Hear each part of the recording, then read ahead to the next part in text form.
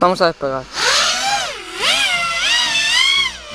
Lo primero que hay que saber hacer son los rolls y los flips. Vale.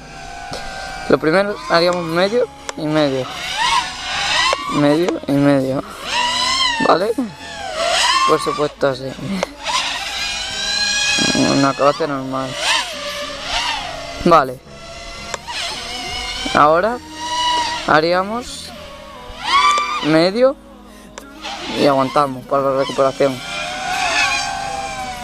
Entonces subimos medio, uno completo y medio.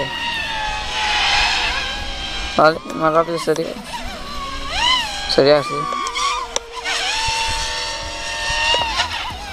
Sí, estaría mejor. Vale, otro. Empezamos haciendo medio, profundidad y medio. Medio, profundidad y medio. Y haríamos medio con un 20% de tierra de superficie de terrestre en la pantalla.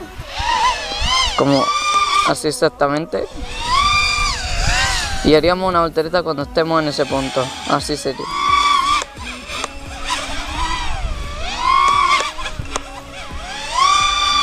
Vale, entonces eso más despacio es medio, una completa y media.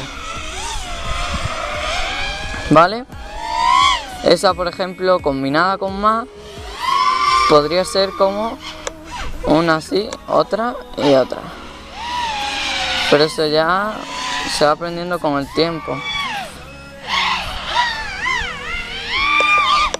Vale, venga.